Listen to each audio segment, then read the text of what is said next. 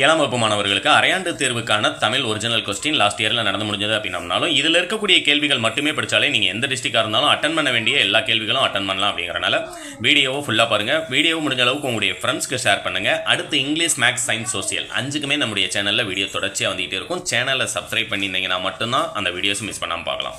2 mark கொஸ்டினை பொறுத்த வரைக்கும் நீங்கள் படிச்சிருக்க வேண்டியது சுவையுறு ஓவியங்கள் காணப்படும் இடங்கள், பதத்தின் இரு வகைகள், கல்வியறிவு இல்லாதவர்கள் பற்றி வள்ளுவர் கூறுவது யாது, நாவாய் ஓட்டிகளுக்கு காற்று எவ்வாறு துணை செய்கிறது, இது ஒன்று. கலங்கரை விளக்கத்தில் எந்த நேரத்தில் விளக்கு ஏற்றப்படும், ரொம்ப ரொம்ப இம்பார்ட்டன்ட் கொஸ்டின். அடுத்து தாய்மையின் ஓவியத்தில் நிறைந்திருக்க வேண்டியவை யாவை, இதுவும் பார்த்தீங்கன்னா எந்த டிஸ்ட்ரிக்டாக இருந்தாலும் இம்பார்ட்டன்ட். சுவர் ஓவியங்கள் காணப்படும் இடங்களை எழுதுக. இந்த 3 கேள்வி இல்லாமல் அவங்க கொஸ்டின் பேப்பரை எடுக்க முடியாது, புரியுங்களா?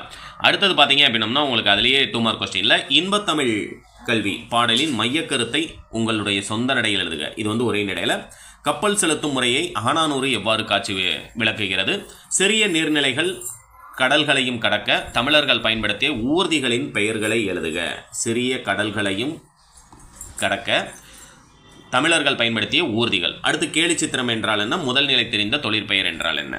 அடுத்து நீங்கள் 2 மார்க் கொஸ்டின் மனப்பாட பாடலை பொறுத்த வரைக்கும் வானம் ஒன்றிய என தொடங்கும் பெருமானாற்று பாடலும், கட்டி அடிக்கையால் என தொடங்கும் இரட்டுற மொழிதல் பாடலும் நல்லா தரவோ படிச்சுக்கோங்க.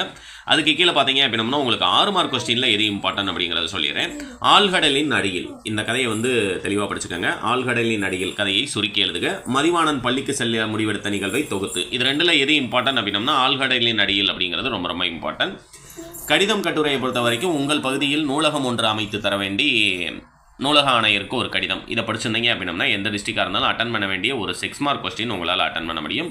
இந்த கொஸ்டின் பேப்பர் டவுன்லோட் பண்ணுறதுக்கான லிங்க் டிஸ்கிரிப்ஷனில் கொடுக்குறேன். டவுன்லோட் பண்ணுங்கள். முடிஞ்ச அளவுக்கு உங்களுடைய ஃப்ரெண்ட்ஸ்க்கும் ஷேர் பண்ணுங்கள்.